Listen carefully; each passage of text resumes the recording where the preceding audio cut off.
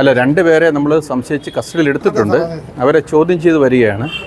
അപ്പം ഒരു സംഭവം രാവിലെ ഉണ്ടായി, നിങ്ങൾ അറിഞ്ഞിട്ടുണ്ട്. അത് റെയിൽവേ പാളത്തിലൊരു ടെലിഫോൺ പോസ്റ്റ് എടുത്ത് വെച്ചിരുന്നു.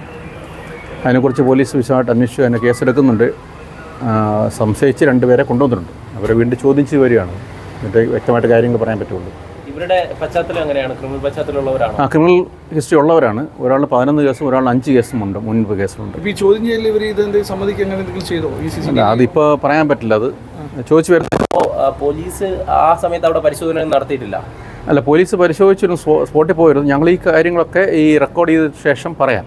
ഇപ്പോൾ ചോദ്യം ചെയ്ത് വരുന്നേ ഉള്ളൂ. വ്യക്തമായിട്ട് മൊത്തം കാര്യങ്ങൾ പറയാൻ പറ്റുന്നൊരു സ്റ്റേജല്ല ഇപ്പോൾ.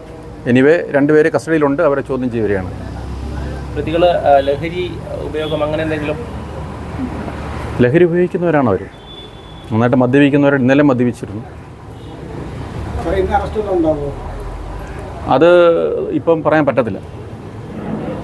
ഈ രണ്ടുപേർ മാത്രമായി ഉണ്ടായിരുന്നുള്ളൂ എന്നാണോ? അതെ. നമുക്കതിന് ഡിജിറ്റൽ എവിഡൻസ് ഉണ്ട്. അവർ സ്കൂട്ടറിൽ ഉള്ള കാര്യങ്ങളൊക്കെ ഉണ്ട്. സ്കൂട്ടറും എല്ലാം പിടിച്ചിട്ടുണ്ട് നമ്മൾ.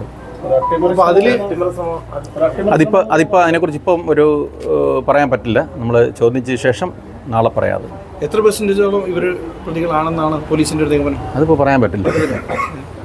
എല്ലാ ഡിജിറ്റൽ എവിഡൻസും ഉണ്ട്. ഡിജിറ്റൽ എവിഡൻസ് ഉണ്ട്. പറയാറായിട്ടില്ല നമുക്ക്. ഇല്ല.